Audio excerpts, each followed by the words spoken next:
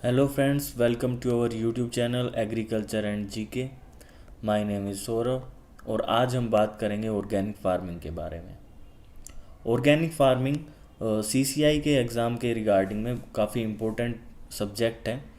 आप सीसीआई के एग्ज़ाम में ऑर्गेनिक फार्मिंग से 3 से 4 क्वेश्चन देख पाएंगे। मैंने ऑर्गेनिक फार्मिंग सब्जेक्ट को 2 वीडियोस में कंप्लीट किया है और मैंने उसमें काफ़ी इम्पोर्टेंट्स पॉइंट्स को कंपाइल किया है ताकि आप कम से कम टाइम में ज़्यादा से ज़्यादा चीज़ रिटेन कर सकें। तो टॉपिक शुरू करने से पहले मैं आपको बता देना चाहता हूँ कि अगर आप एग्रीकल्चर से रिलेटेड किसी भी एग्ज़ाम की प्रिपरेशन कर रहे हैं तो आप हमारे व्हाट्सएप ग्रुप से जुड़ सकते हैं। वहाँ पे आपको अपकमिंग एग्ज़ाम से related best study material provide किया जाएगा और उसके लिए गाइडेंस भी दी जाएगी। तो नो फर्दर डिले, चलिए शुरू करते हैं।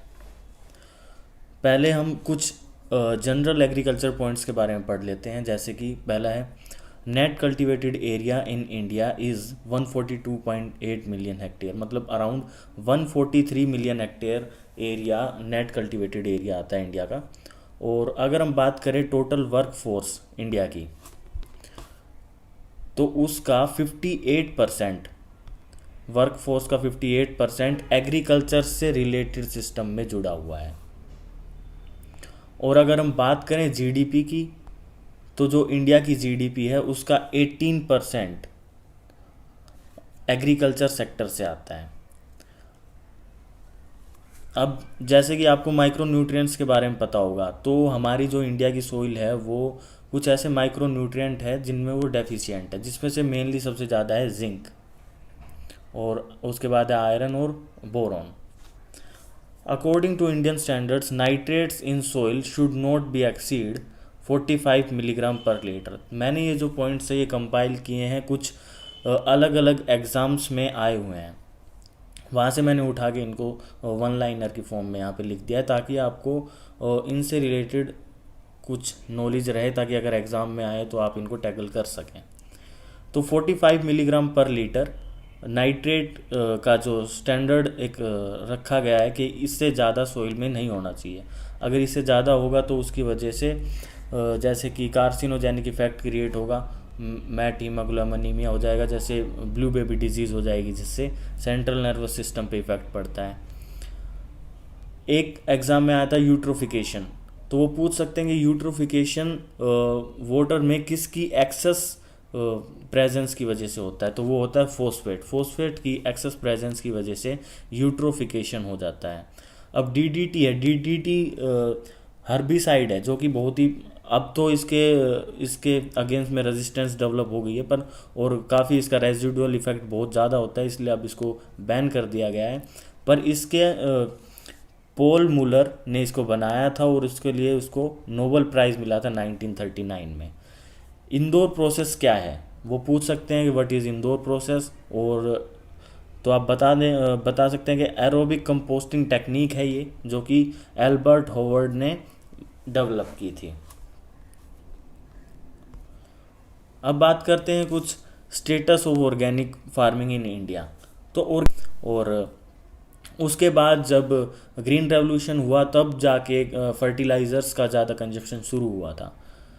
तो इसके लिए ऑर्गेनिक फार्मिंग के रिगार्डिंग कुछ ऑर्गेनाइजेशन बनाई गई, इंटरनेशनल फेडरेशन बनाई गई है। तो वो इम्पोर्टेंट्स जो पॉइंट्स है वो मैंने यहाँ पे लिख दिए हैं। जैसे कि IFOM, International Federation of Organic Agriculture Movement, जो कि 1972 में आया था।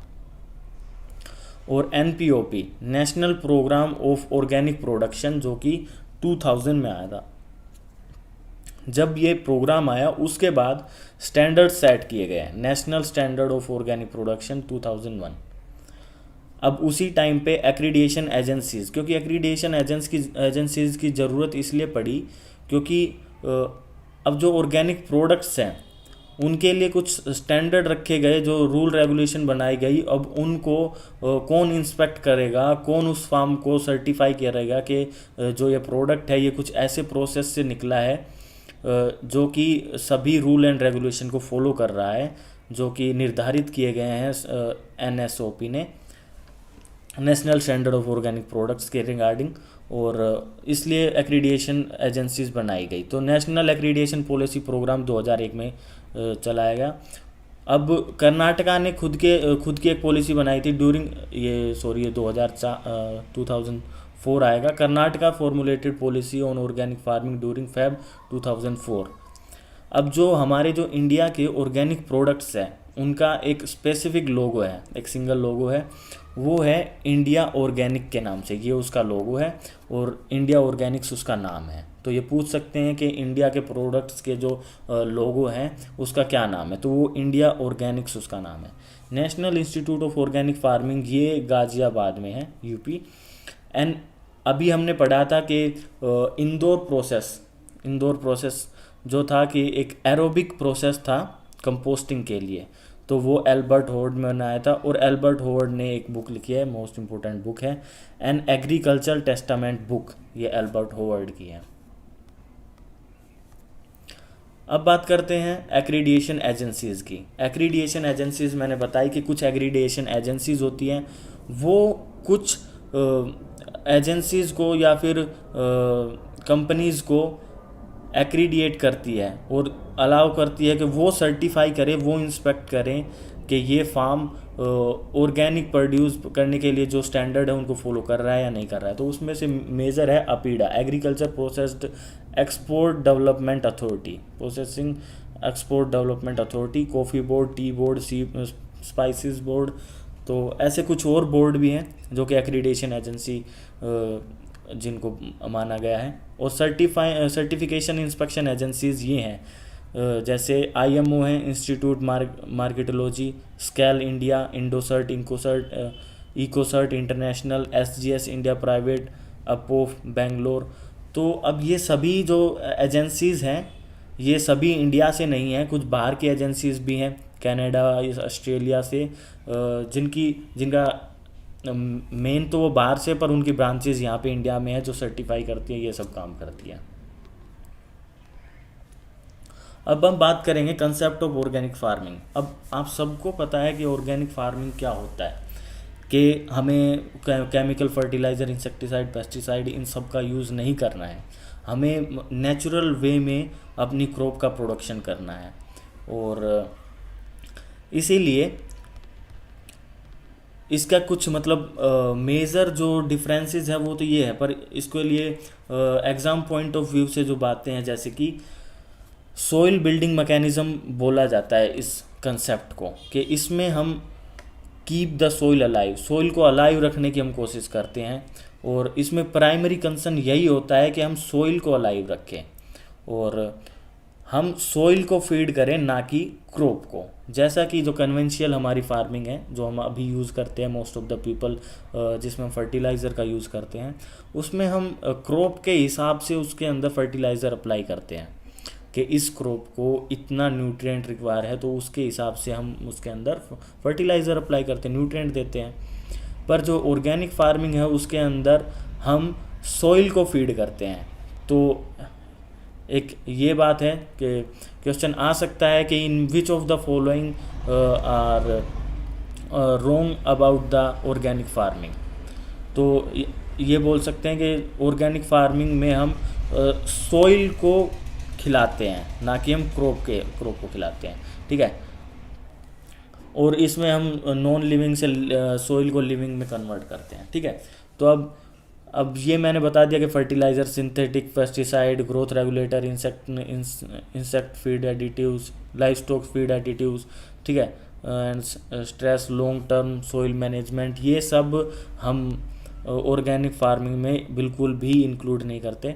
अब दो टर्म होती है, एक होती है प्रोहिबिटेड और एक होता है रिस्ट्रिक्टेड। प्रोहिबिटेड का मतलब कंप्लीटली उसको हम यूज़ ही नहीं करेंगे, और रिस्ट्रिक्टेड है मतलब वो उसको रिस्ट्रिक्ट किया गया है, ये नहीं है कि हम उसको बिल्कुल भी यूज़ नहीं कर सकते। कुछ कंडीशन ऐसे आ सकती है कि जब हम उसे यूज़ कर सकते हैं। तो अब जैसे कि म्यूरेट ऑफ पोटास है, इसको बोला गया है कि रेडिली सोल्यूबल, मतलब बहुत अच्छे से सोल्यूबल है वाटर के अंदर, तो हम इसको यूज़ रिस्ट्रिक्ट करते हैं, मतलब ये परमिटेड नहीं है, नॉट परमिटेड। पर कुछ ऐसी कंडीशन होती है जब हम इसको यूज़ कर सकते हैं, ठीक है। और इसके अगेंस्ट जैसे कि दूसरा देखें हम, बेसिक स्लग देखें तो ये एक ओर है, आयरन ओर। तो आप ये देख सकते हैं कि बेसिक स्लग आयरन ओर है। तो ये भी क्वेश्चन आ जाता है कि बेसिक स्लज के अंदर क्या होता है, आयरन होता है, मैग्नीशियम होता है, क्या होता है ज़्यादा, तो आयरन ओर है। तो ये इनसोल्युबल है, इसलिए हम इसको आसानी से यूज़ कर लेते हैं ऑर्गेनिक फार्मिंग में।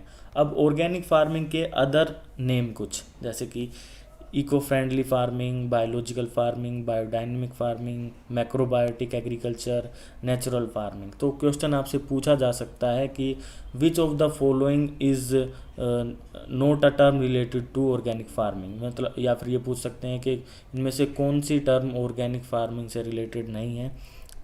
तो जैसे मैक्रोबायोटिक एग्रीकल्चर है तो वो बोल देंगे माइक्रोबायोटिक एग्रीकल्चर। तो ये चीज़ें याद रखने वाली बात है कि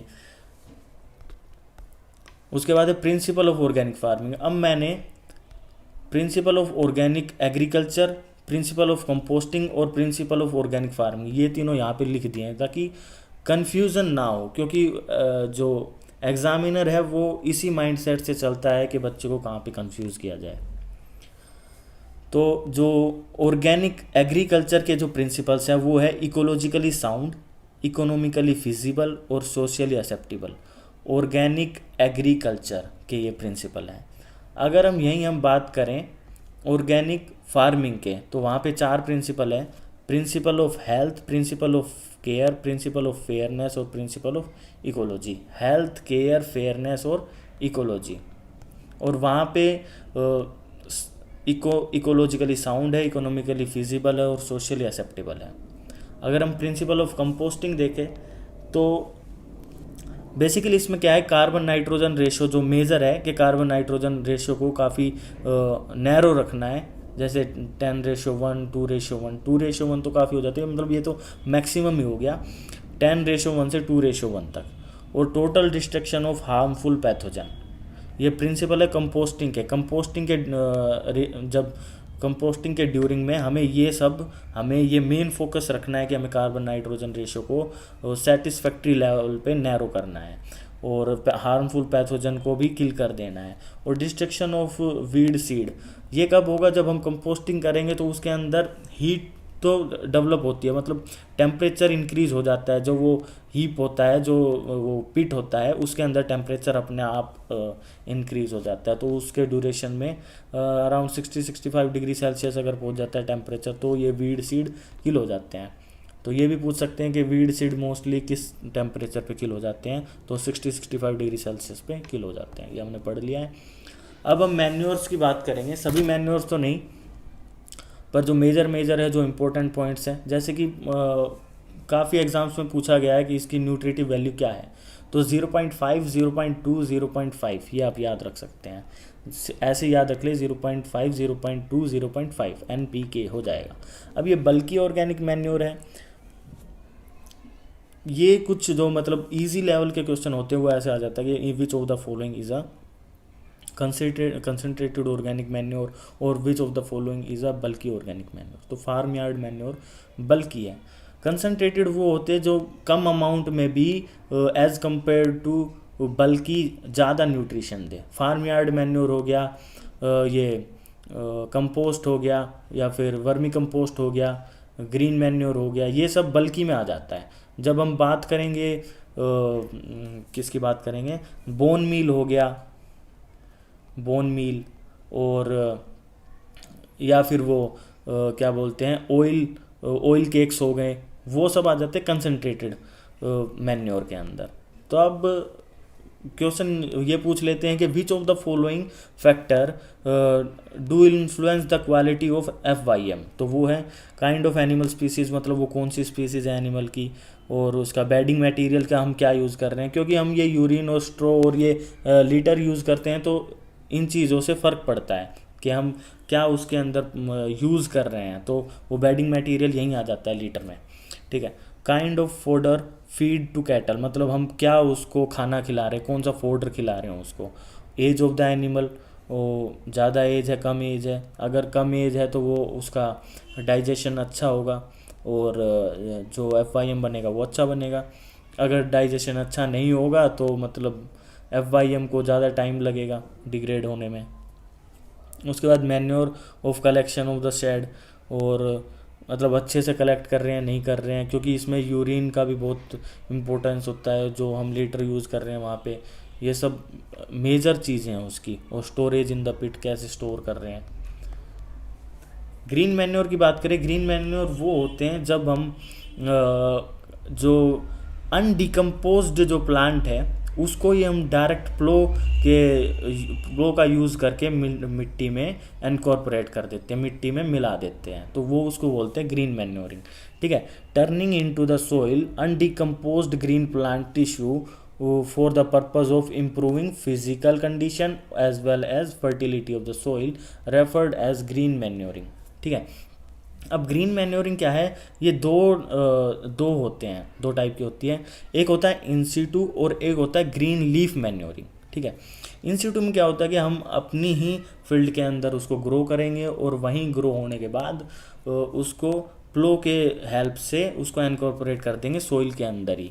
ठीक है, तो अब मेजर क्या मतलब इम्पोर्टेंट पॉइंट क्या है इसके अंदर कि इसके एग्जांपल्स क्या क्या हैं, जैसे सेसबेनिया स्पीसीज और ढैंचा मोस्ट इम्पोर्टेंट है, बताऊंगा क्यों। Sesbania aculeata, sunhemp Crotalaria juncea, फिलिपेरसा, cowpea Vigna unguiculata, moong bean जिसको रेडियाटा बोलते हैं, ब्लैक ग्राम जिसका मूंगो बोलते हैं, और बरसिम ट्राइफोलियम एलेक्जेंड्रियम।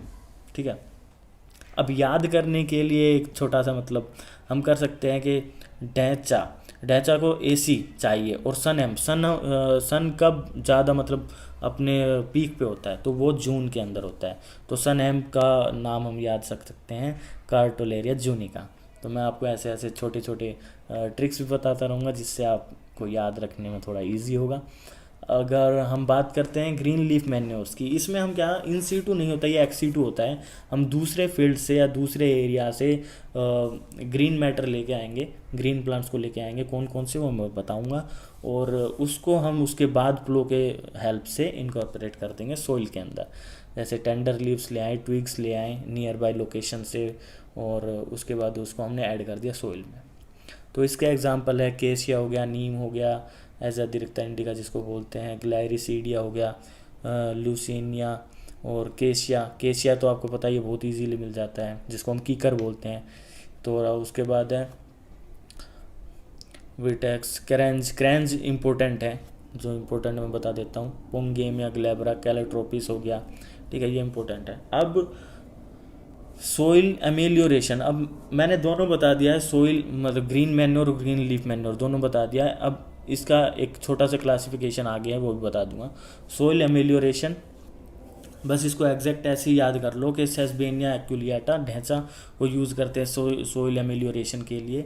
और अगर बफरिंग एजेंट के लिए हम यूज़ करेंगे तो आर्जिमोन मैक्सिकाना का यूज़ कर सकते हैं। बफरिंग एजेंट मतलब जो पीएच को मेंटेन करता है, ज़्यादा पीएच है तो उसको कम कर देगा, सूटेबल कर देगा सोइल के लिए, और कम पीएच हो तो उसको ज़्यादा कर देगा। ठीक है, वो होता है इन सोडिक सोइल्स में। तो सोडिक सोइल्स में मेनली सोडिक सोइल कौन सी होती है, एल्कलाइन होती है, उसमें ज़्यादा ही होता है, तो उसको थोड़ा कम कर देगा आर्जिमोन मैक्सिकाना। और टैमरिंडस इंडिकस, आर्जिमोन मैक्सिकाना वैसे है क्या, ये एक वीड है, आपने पढ़ा होगा वीड साइंस के अंदर आर्जिमोन मैक्सिकाना एक वीड है, और इसकी जो पत्तियाँ होती है वो भी कांटेदार होती है, नेट पे सर्च करना आपको दिखेगा। टैमरिंडस इंडिकस क्या है, टैमरिंडस आपको पता है ये इमली को बोलते हैं। ठीक है, और ये दोनों का ही हम यूज़ करते हैं बफरिंग इफेक्ट के लिए सोडिक सोइल में। ठीक है, और पोंगेमिया हो गया, नीम लीव्स हो गया, हम इनका यूज़ करते हैं इंसेक्ट्स के खिलाफ। और ये पूछ लेते हैं कि ग्रीन लीफ मैन्योरिंग से कितना मतलब कितना इम्प्रूव होता है, तो वो होता है 15 से 20% as compare to non green manuring. ठीक है, यील्ड में 15 to 20%। अब ये है क्लासिफिकेशन ग्रीन मैन्योरिंग की, कौन से मतलब एग्जांपल किसके बेस पे डिफरेंशिएट किए गए हैं, ये लेग्यूम कौन से हैं और नॉन लेग्यूम कौन से हैं। तो लेग्यूम में ग्रीन मैन्योर और ग्रीन लीफ मैन्योर ये हो जाएंगे, ढैंचा, sunhemp, green gram, cowpea, soybean. ठीक है, ये। और उसके बाद है green leaf manure, Gliricidia, Cassia, Pongamia glabra और सुबाबुल। ठीक है, और नॉन लेग्यूम में आ जाएंगे ग्रीन लीफ मैन्योर और तो बेसिकली मैं आपको ये बताना चाह रहा हूँ कि ये सब आप एग्जाम्पल्स अपने दिमाग में एक बार ऐसे थोड़ा सा घुमा दो, ताकि अगर एग्ज़ाम में आए कि ये होता है या नहीं होता है, तो आपको ये ना रहे कि यार ये तो मैंने कभी पढ़ा नहीं है, तो नहीं होगा। जैसे सनफ्लावर मैंने पहले कभी देखा नहीं था, पर सनफ्लावर भी ग्रीन मैन्योर में हम यूज़ करते हैं। सेसबेनिया, बकवीट और डेस्मोडियम, सेंट्रोसोम, कार्टोलेरिया तो पढ़ लिया था, ठीक है। तो ये चीज़ें भी ग्रीन मैन्योर में हम यूज़ करते हैं। कैलोट्रोपिस, एडाथोडा, अजीब नाम है ना। उसके बाद हम बात करते हैं important points regarding green manure. हाँ, अब मैंने बताया था कि हम ढैंचा को इम्पोर्टेंट क्यों बोलते हैं, क्योंकि ढैंचा के अंदर हाईएस्ट न्यूट्रिएंट कंटेंट होता है, हाईएस्ट न्यूट्रिएंट कंटेंट होता है उसकी बॉडी में। पर हम क्वेश्चन पूछेंगे कि बेस्ट ग्रीन मैन्योर प्लांट कौन सा है, तब हम ढैंचा नहीं बोलेंगे, तब हम बोलेंगे सन हेम्प को, क्योंकि उसके अंदर हाईएस्ट नाइट्रोजन फिक्सेशन कैपेसिटी होती है, ठीक है। ढैंचा के लिए कब बोलेंगे, जब वो बोलेंगे highest nutrient content in the body, तब हम ढैंचा को टिक करेंगे। तो ये दोनों थोड़े से ऐसे पजली क्वेश्चन है कि which of the following have the highest nutrient content, तब हम ढैंचा बोलेंगे। अगर ये बोले कि बेस्ट ग्रीन मैन्योर क्रॉप, तो हम बोलेंगे sunhemp. Sesbania rostrata is a stem nodulating green manure. अभी मैं आपको बता देता हूँ कि सन हेम्प भी एक स्टेम नोडुलेटिंग है, स्टेम नोडुलेटिंग में सन हेम्प भी आता है। अगर हम बोले लीफ नोडुलेटिंग में, तो पाइन एप्पल आ जाएगा, पाइन एप्पल, ठीक है। पाइन एप्पल लीफ नोडुलेटिंग में आ जाएगा, ठीक है। और रूट नोडुलेटिंग तो आपको पता ही है, जो जितने भी लेग्यूम्स हैं, ढैंचा भी है रूट नोडुलेटिंग में, ठीक है ना।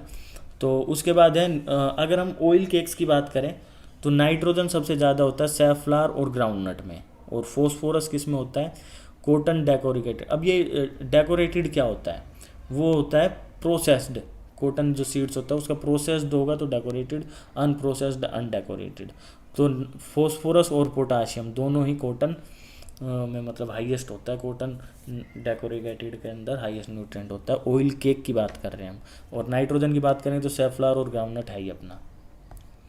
उसके बाद हम पढ़ चुके हैं FYM पढ़ चुके हैं और ग्रीन मैन्योर पढ़ चुके हैं। अब तीसरा है वर्मी कंपोस्ट।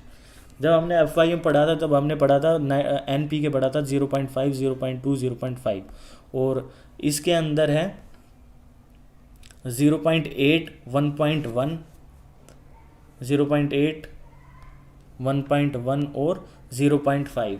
तो 0.5 पोटाशियम तो सेम है 0.5, और जो नाइट्रोजन है वो 0.3 ज़्यादा है, 0.8 है, और जो फॉस्फोरस है वो 1.1 है।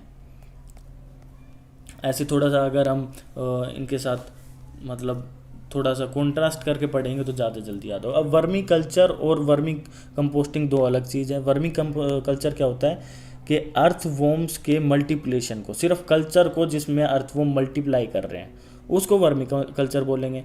अभी RAEO का एग्ज़ाम था तो उसके अंदर ये टर्म्स थी, जो MP का एग्ज़ाम था। और जो वर्मी कंपोस्टिंग है उसमें बोलते हैं कि अर्थवॉर्म का मैनेजमेंट करना, कि वो एक कंपोस्ट बना पाए, उस मैनेजमेंट को जिसके अंदर वो कंपोस्ट बना रहा है, उसको वर्मी कंपोस्टिंग बोलते हैं। कॉमनली यूज्ड स्पीसीज़ कौन सी है अर्थवॉर्म की, इसिनिया फोइटिडा, पैरोनिक्स एक्सकेवेटस, यूड्रिलस यूजीना, लैम्ब्रिकस रूबेलस, लैम्ब्रिकस टेरेस्ट्रिस, ठीक है। अब इनमें से भी मेजर कौन सी है, देखो इसिनिया फोइटिडा सबसे मेजरली सुनी हुई जो स्पीसीज़ है वो इसिनिया फोइटिडा है, जिसको हम टाइगर वॉर्म बोलते हैं। यूड्रिलस यूजीनिया है जो अफ्रीकन नाइट क्रॉलर, ये भी बहुत इंपॉर्टेंट है। उसके बाद पैरियोनिक्स एक्सकेवेटस, इंडियन ब्लू, ठीक है, ये 3। उसके बाद है अर्थवॉर्म को हम बोलते हैं आर्टिफिशियल फर्टिलाइज़र फैक्ट्रीज़। अगर क्वेश्चन आ जाए कि अर्थवॉर्म को क्या बोलते हैं, मतलब इनमें से कौन सी बात अर्थवॉर्म के रिगार्डिंग में सही है या गलत है, ऐसा करके क्वेश्चन आए और वहाँ पे लिख दें नेचुरल फर्टिलाइज़र फैक्ट्रीज़, या लिख दें नेचुरल फर्टिलाइज़र फैक्ट्रीज़, तो आप तो वहीं पिघल जाओगे, कहोगे अर्थवॉर्म है ये तो नेचुरल ही आएगा, आर्टिफिशियल क्यों आएगा, तो वहाँ पे वो गलत हो जाएगा। ये आर्टिफिशियल फर्टिलाइज़र फैक्ट्रीज़ बोलते हैं अर्थवॉर्म को। अर्थवॉर्म नॉकटर्नल होते हैं, जो सेलिटेलम हो वो इसकी एडल्ट स्टेज को बोलते हैं सेलिटेलम।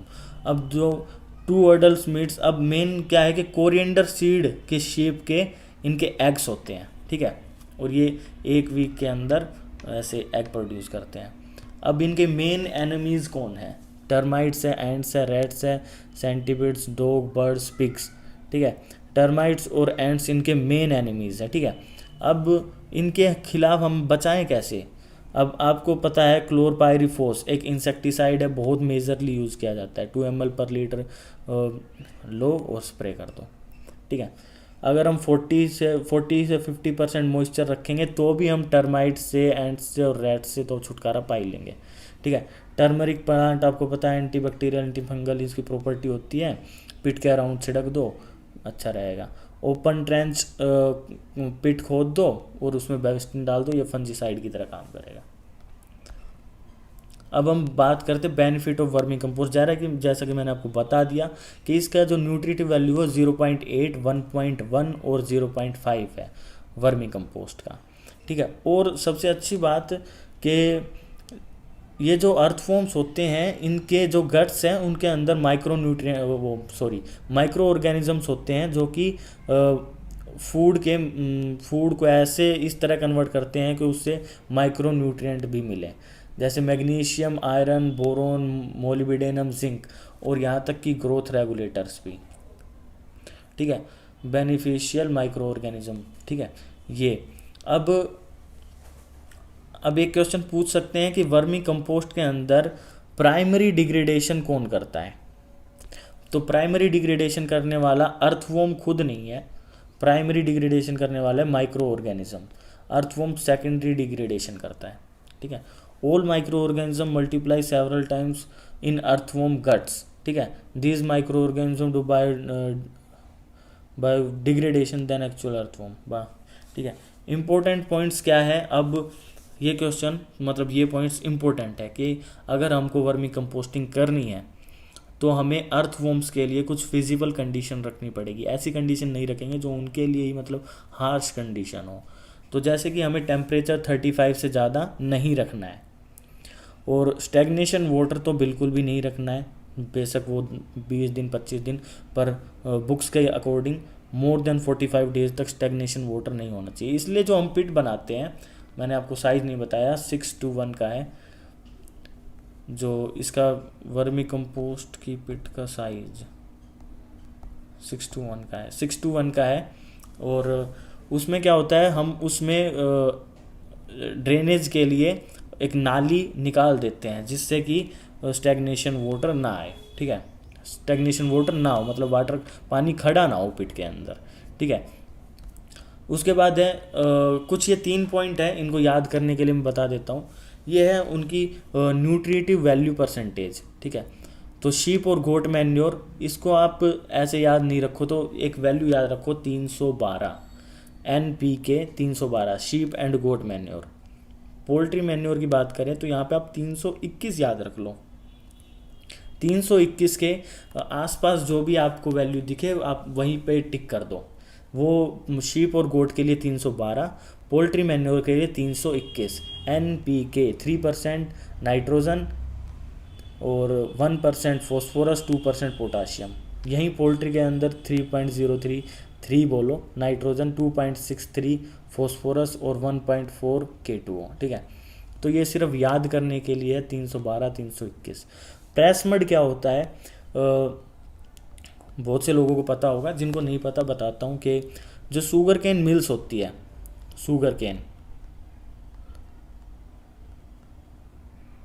केन जो मिल्स होती है उनका बाई प्रोडक्ट आपको पता ही है। शुगर केन मिल्स में क्या है, उनका जूस निकाल लेते हैं और जो बच जाता है बायो प्रोडक्ट उससे वही प्रेस मड होता है, ठीक है।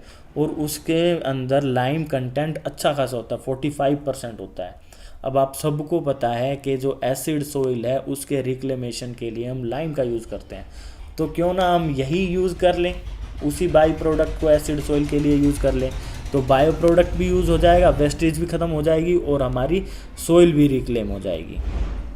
तो इसी के साथ हमारा फर्स्ट पार्ट कंप्लीट होता है। मैं जल्द ही इसका सेकंड पार्ट भी अपलोड कर दूंगा। अगर आपको ऑर्गेनिक एग्रीकल्चर के ऊपर क्वेश्चन भी चाहिए तो मेरे को कमेंट सेक्शन में बता दीजिए। अगर आपको वीडियो अच्छी लगती है तो इसको लाइक करें, अपने फ्रेंड्स के साथ शेयर करें और हमारे YouTube agriculture and GK channel को सब्सक्राइब करें। Thank you.